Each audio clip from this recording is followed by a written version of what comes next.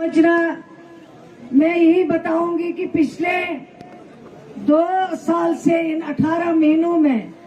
रोज आपके honourable MLA साहब जो है मेरे दफ्तर में पहुंचते थे, बोलते थे कब इंद्रवाला आपको चलना है, कब आपको छात्रों आना है। और मैं इनको रोज बोलती थी चलेंगे, कोई बात नहीं, आप फिक्र मत करो, कोई डेट जो भी मुझे डेट होगा मेरे पास मैं उस दिन आपको जरूर बोलूंगी। और मैं जरूर आपके कहने पे उस दूर दराज इलाके में आपके जो लोग हैं, आपके जो मुश्किलात है वहाँ पे उनको सुनने के लिए मैं जरूर आऊंगी। और अल्लाह का शुक्र है कि ये डेट जो हमने मुकर्रर की थी कुछ 5-6 दिन पहले, मैंने अपने भाई से वादा किया था कि मैं इंशाल्लाह 18 तारीख को पहुंचूंगी। और अल्लाह से मैं दुआ करती थी कि मौसम अब ठीक रहना चाहिए, मैं यहाँ आपके बीच में पहुंच सकूं। लेकिन अल्लाह का शुक्र है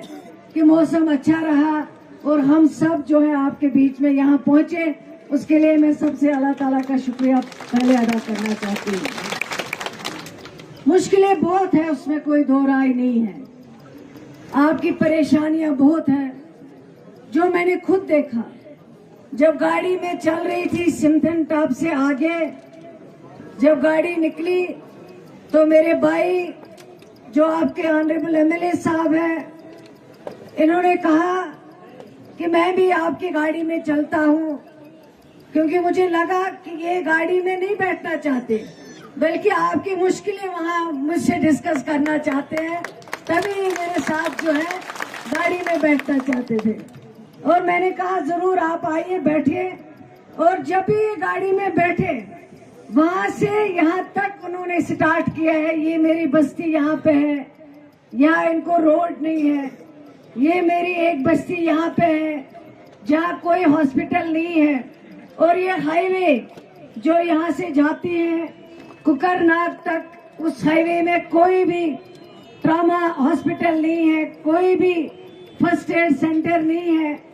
यहाँ तक इन्होंने सारी इस वक्त का फायदा लेके ये सारी बातें इन्होंने यहाँ तक मेरे कान में डाल दी। मैं समझती हूँ कि आपने इनको अपना नुमाइंदा बनाया अपने वोट से, और मैं आपको कहती हूँ कि आपने सही फैसला किया है और बहुत अच्छा फैसला किया है। जिस तरह एक नुमाइंदा होना चाहिए, जिस तरह उसको लोगों की बात करनी चाहिए, जिस तरह उसको लोगों के लिए लड़ना चाहिए, उसमें आपके जो एमएलए साहब हैं वो कोई कसर नहीं छोड़ते हैं। चाहे वो असेंबली की बात हो, चाहे वो किसी भी मिनिस्टर के पास जाके आपके मुश्किलात रखने की बात हो, उसमें कभी पीछे नहीं बैठते। लेकिन मैं आपको आज यहाँ पे यकीन दिलाना चाहती हूँ, जैसे यहाँ मेरे कई भाइयों ने अपनी तकरीर में कहा है कि 40 साल से हम कोशिश कर रहे हैं कि ये एजुकेशन स्कूल की जो बिल्डिंग है ये बने, लेकिन हम नहीं बना पा रहे हैं। लेकिन इस सरकार की कोशिश है, जिस सरकार की क़ियादत जनाब उमर अब्दुल्ला साहब कर रहे हैं, और 18 महीनों में आपने देखा होगा कई ऐसे हजारों बिल्डिंगें जो पिछले 30 साल 40 साल में नहीं बन पाई थी, और वह आज इस सरकार के दौरान कुछ तो कंप्लीट हो गई है, कुछ तो चल रही है अभी, और कुछ के अभी फाउंडेशन स्टोन डल रहे हैं, और इंशाल्लाह इन पे भी जल्द काम शुरू होगा और ये बिल्डिंगें भी जो हैं जल्द तैयार हो जाएंगी। आपकी बात सही है कि पिछले 50 वर्षों में